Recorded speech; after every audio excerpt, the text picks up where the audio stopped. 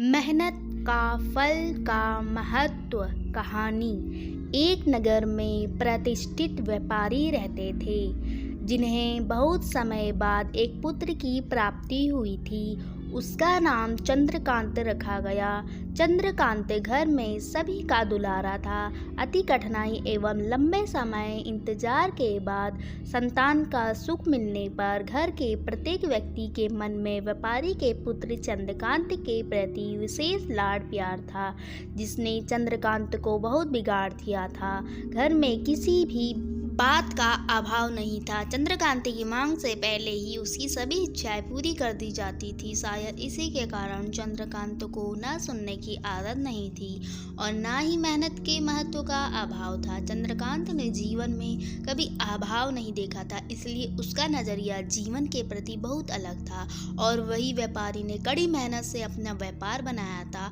ढलती उम्र के साथ व्यापारी को अपने कारोबार के प्रति चिंता होने लगी। व्यापारी को चंद्रकांत के व्यवहार से प्रत्यक्ष था कि उसके पुत्र को मेहनत के फल का महत्व पता नहीं। उसे अभाव हो चुका था कि उसके लाड प्यार ने चंद्रकांत को जीवन की वास्तविकता और जीवन में मेहनत के महत्व से बहुत दूर कर दिया है। गहन चिंतन के बाद व्यापारी ने निश्चय किया कि वो चंद्रकांत को मेहनत के फल का महत्व स्वयं सिखाएगा, चाहे उसके लिए उसे कठोर क्यों ही ना बनना पड़े।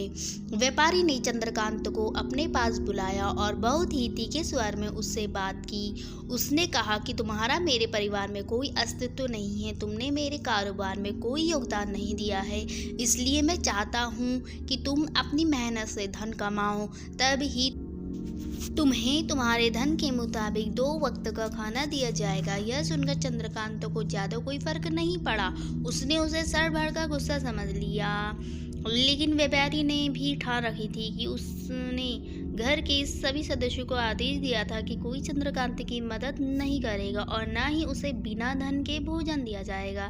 चंद्रकांत से सभी बहुत प्यार करते थे, जिसका उसे बहुत फायदा उठाया। वो रोज किसी न किसी के पास जाकर धन मांग लाता और अपने पिता को दे देता और व्यापारी उसे उन पैसों को कुएं में फेंकने का बोलता, जिसे चंद्रकांत बिना किसी अड़चन के फेंक आता और उसे रोज भोजन मिल जाता। ऐसा कई दिनों तक चलता रहा, लेकिन अब घर के लोगों को रोज रोज धन देना भारी पड़ने लगा। सभी उसे अपनी कन्नी काटने लगे, जिस कारण चंद्रकांत को मिलने वाला धन कम होने लगा और उस धन के हिसाब से उसका भोजन भी कम होने लगा।